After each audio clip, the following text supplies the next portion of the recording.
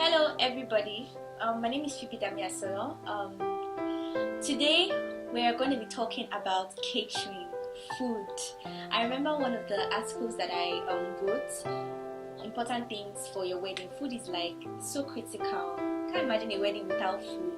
So basically today we're going to be talking about food, and we're going to be talking about things that you have to consider when you're selecting your menu. Now I get some questions from brides about their menu, this and that. See, the reason why I had to do what I'm going to announce what I've done is because I don't know all these things. So if I'm supposed to advise you about food, I'll just tell you to add my best food to your menu and add small chops, because obviously I love small chops. So I have an expert on set with me. His name is Toby the Great. He's a great champion when it comes to catering. Like, trust me, I go to his restaurant, and sometimes you just even relax. You know that kind of food where you eat and you just relax afterwards, like you're stuck there, you can't go. That's the kind of meals that he prepares. He also catered for my wedding, so trust me, I don't just bring anybody to my set. Like, I select these vendors. I know who I can bring and who I cannot bring. So Toby the Great, you're welcome. Ofadaboy, you're welcome on set today. And so basically, I told you about the emails that I've been getting. Hey, maybe my planner is asking me to add this, add that. So people are actually confused. So how do you come up with a wedding menu? But traditional wise, I don't know. How do you, like, what are the points that you have to consider when selecting your menu? So you introduce yourself. Please add the grades where you mention your name. Add the grades, and then introduce yourself to the brides that are watching, and then let us know the points that we need to consider when selecting our menu. Okay, hello everybody. My name is Toby Fletcher, also known as Ofadaboy. I'm more of a local content person. I'm a caterer and I own a restaurant. Okay, basically when you're having your event, the first thing to do, to me, basically, is to know where your husband's family is coming from. The tribe, very, very important. That shows how welcoming you can be, because everybody's coming to your place. So if you're Yoruba and your husband is Igbo, what are the things you're putting on table? Are you going to be making more of Chinese, or you're going to be making more of egusi, banga, whatever you got? It shows that yes, you have them in mind. It's a priority thing. The Chinese is going to waste. If your father is a chief, for example, from the east, and his squad are here, and you are putting Chinese, what's happening here? I think that's very important. If I have to add it, I think especially for the traditional wedding. Okay, like in my own case, my mom was involved in my wedding. Same with my mother-in-law, they were very much involved. Do you understand? And I think I had already started piling up menus from different weddings. So I brought this menu from this person to this person. And when it was time to drop my own menu, my mom just immediately, she just told me, where's my banga? My mom is Delta. Where's the banga soup? Do you understand? And then I was like, okay, sure. And then my mother-in-law, where's the cocorel? I was like, what are all this? I didn't know. So like, you have to put all the, because especially for traditional way, people come from the village. In my own case, I even had all those dancers from Edo State that I didn't even know them from anywhere. I saw them for the first time on my wedding day. So if they had come for my wedding to eat Chinese or just maybe finger food, they would have not enjoyed themselves. So I think it's very important. We had the ikokore, we had you were the one that did my wedding, so we had to, in fact, my mother-in-law added all that, and then my planner ensured that these things were there, very, you understand. So that's very important. So when you have to consider your husband's family, you have to also consider those people that are coming from the village. Not everybody is really interested in your prawns and carbonara and those things that you think that are really, not everybody is interested in, especially for the tradition. I think you can mix them for the white wedding, yes, right? Yeah, but traditional wedding is key to have each of these things. That's very important. Okay, so what else do we need to consider?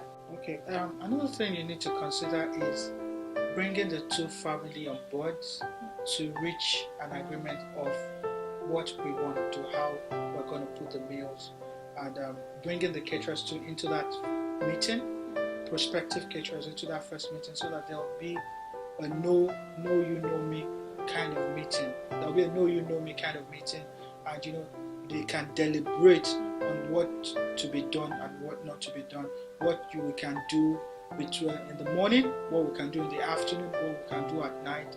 Basically, that's just an introductory level to the catering. Very, very important. Okay, so you're suggesting that the caterer has to meet the parents, especially the mothers, because mothers don't joke with food at all. Yeah. So, how about planner? So if I have a planner, can I just, maybe the caterer will just meet the planner can then communicate to my parents, or how does it work? I think mothers will really want to speak to the caterer. That's what I'm imagining. About it. Yeah. The planners are good. Yeah. It's perfect. But you sending the caterer, you sending the planner to the parents, they would miss 1 or 2 points that the caterer passed to them.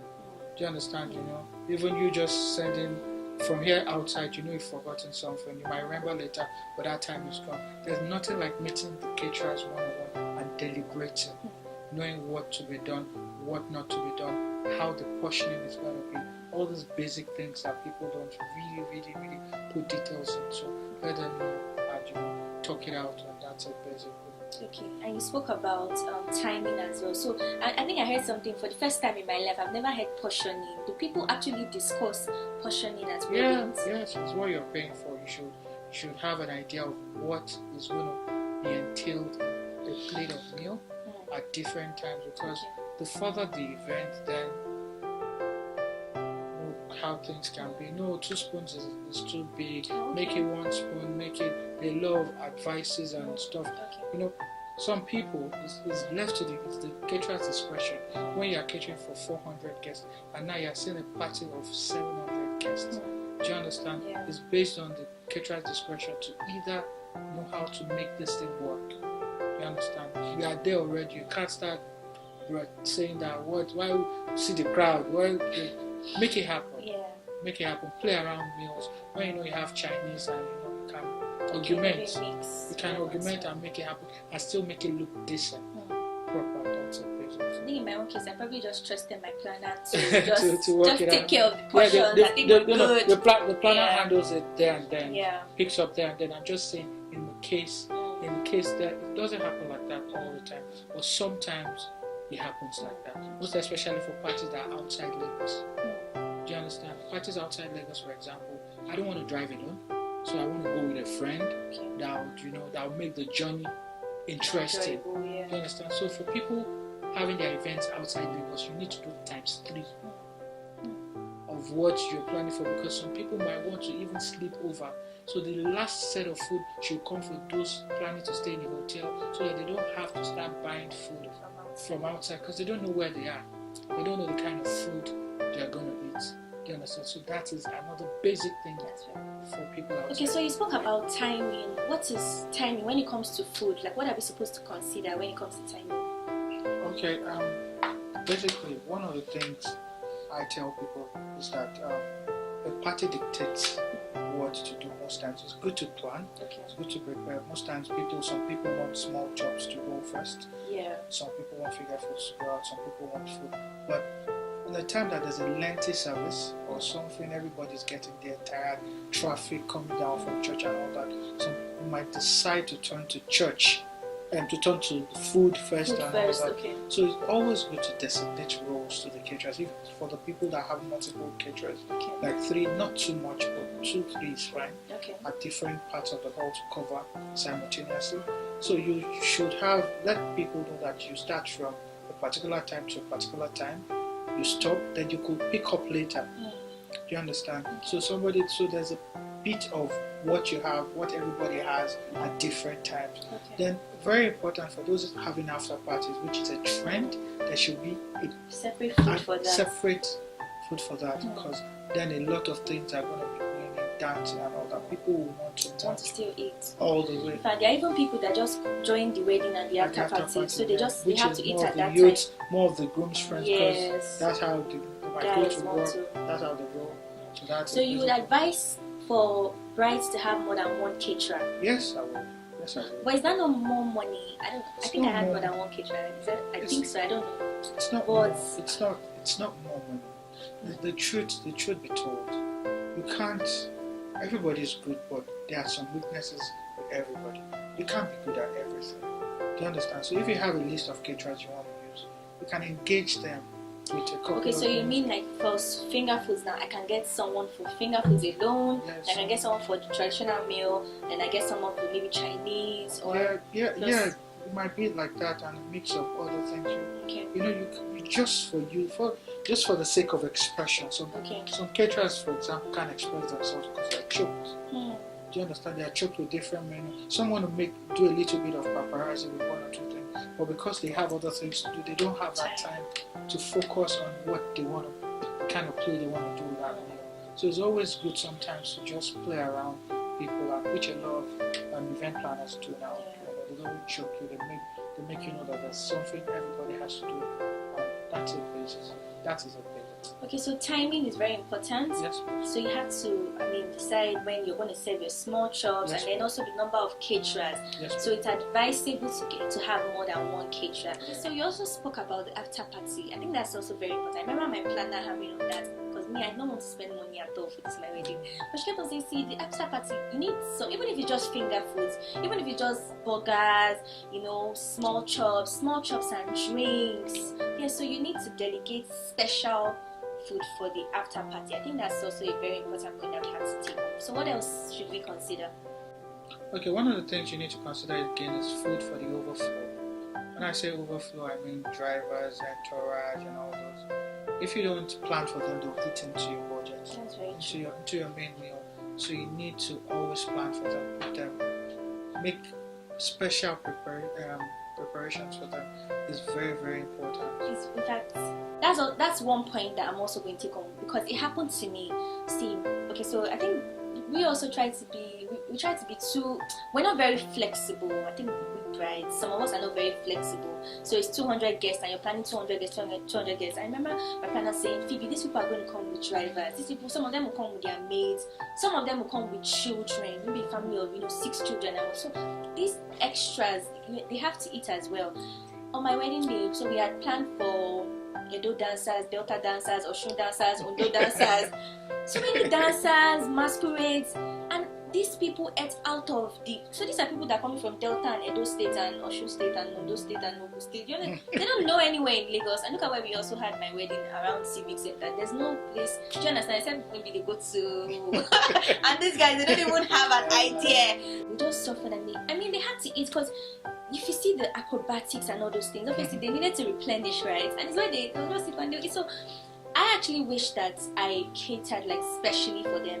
And I think because of that, what we then did for the white wedding was we didn't even, so the drivers, we got some drivers, I think it was vouchers that we used, and then we already pre-packed their food. So that's also a cheaper option that you can get a vendor to do that for you. They'll deliver in the morning, and then ask your planner to help you with that. You should just get a vendor. So they already pre-pack the food. So while people are inside, I think they just give them the food in their cars, or maybe when they are going. I don't know how it's done, but they just pre-pack the food so that people don't come inside and start eating out of your buffet. So the buffet will still be the 200 or 500 guests like you've planned for exactly.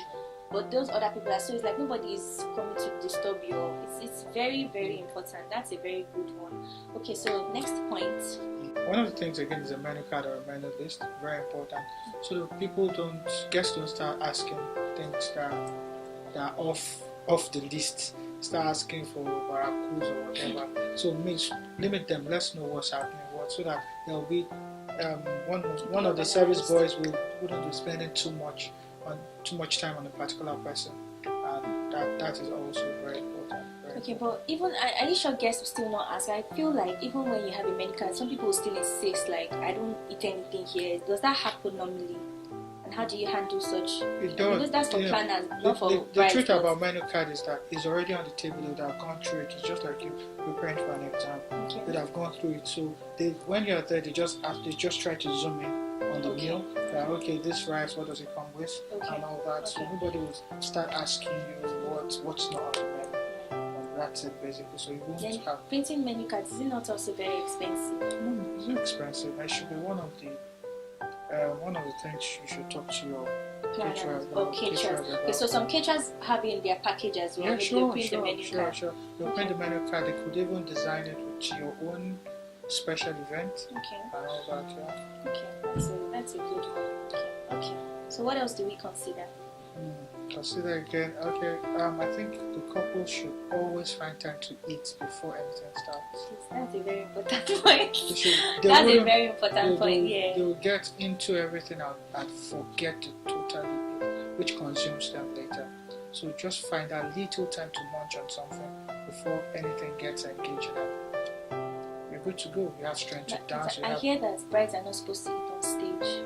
You can eat and you can eat and because of I think because of the makeup, photography, and you have all those. You don't want to stay in your dress. Everybody tries to be. But if before everything comes to the normal Cinderella story, you should munch on something, and you are good to go. Because the idea of you not eating weakens you enough. You might not be hungry, but you've not had anything today. So that's that event. Okay, so those are very important points. Do you have any advice on drinks as well?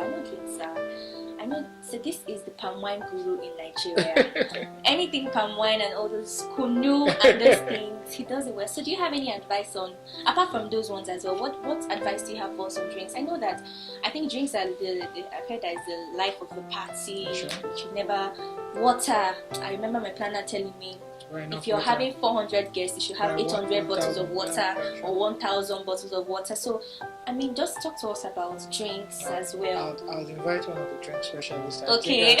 I'll bring those ones on board. Yeah, okay. I'll bring those ones on board. I know they know more about how the drinks go, the pre-serving, water goes first, drinks coming after. I can talk on palm wine. I can talk on some basic local content. Okay, basically, I know you can walk into any store to buy NSCXO to this to that. You can't walk anywhere to buy palm wine. It's a very sensitive drink. It's not processed, so the handling has to be at its peak. So I introduced palm wine into parties like 9 years ago. And when I started, people were like, palm wine, where do you get palm wine in Lagos? It's actually palm wine in Lagos. You just need to know where it is. Fresh palm wine. So I introduced it, and honestly, it reduced costs a lot. A lot of people, when they see palm wine, they don't want to hear anything. They don't want to hear any cognac, whiskey, just give me palm wine. Hey! And they start speaking in tongues. They start feeling villagey that yes, this is it. Yeah. This is why I'm here, the idea of a party to me is for you to eat what you've not had in a while. That's what you're looking for. You can't go to a party to now say you want to eat normal jollof rice that you can make. Or you can't go to a party to say you want to eat in. It's something you can readily make at any time. But when you go to a party and you see some varieties that what's that? Wow. That's when okay, give me that. And you now see palm wine that you can't, unless you are going on Ilorin or Benin, that you are not even sure, because it might grab you somewhere on the road and you have to do some one or two. So I introduced it, and it's really, really making a whole lot of sense. And also I try to spice up parties. Just don't just be about your food. Add some flair to it. Add some activity to it. I have people that call me to. They don't call me to cater. They call me to entertain. I beg, don't just entertain. I say, just do all those your thing. Yeah. It urges your appetite. It makes you want to do something. That's the best. Okay, so that's very important. I also like the fact that you mentioned variety. I think that's very important as well. Not just one particular meal or that particular meal that you see everywhere. That's also very important. So what else? Like your final words to brides? I know for me, I feel like planners, we trust planners a lot when it comes to catering, when it comes to decorating as well. I think even music, when it comes to music, we kind of trust the planners. But are there specific things that we have to ensure that our planners do for us? And obviously planners as well, are there specific things that you have to ask the caterers? So what are your final words to planners and then also brides watching you? Okay, my final words are very basic and precise. Event planners are good. They have most experience because they are in every party. Sometimes they have 4 events in a weekend, like we caterers too. And one of the things that you need to understand is that some things are priority when having your wedding. You get a hall, basic. You're now starting to look for decor, look for this without engaging food, engaging some basic things, before you do some things. If you push food further to later, you'll be left with the little caterers that are available as at then that are not booked. Because I know the good caterers are booked ahead of time. Yeah. So one of the things, once you pick a date, even before you get your hall, I think caterer is key. You understand? Please, man, you can just mention it. You don't need to pay. Please, my event is this, and book the date down. God's willing, it won't be shifted.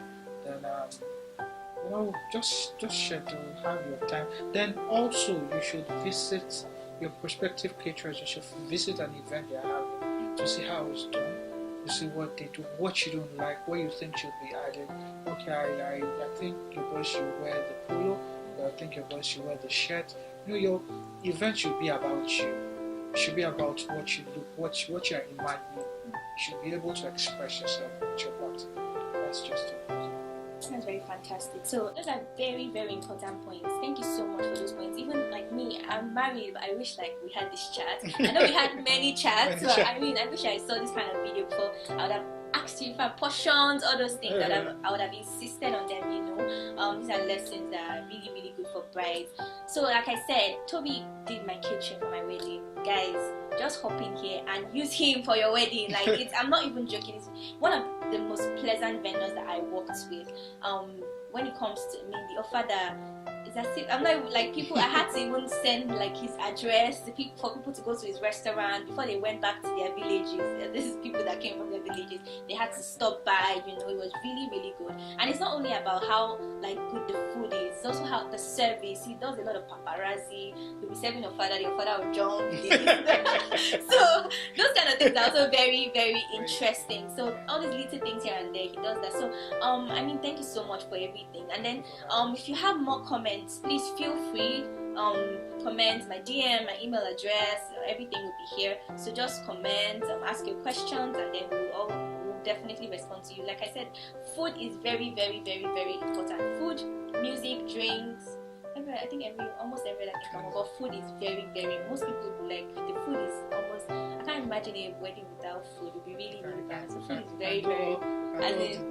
Do the most beautiful decoration. Upon all the decor, do you understand? I don't see food. Money is road. I didn't see what do you understand? So food is key. Food is key.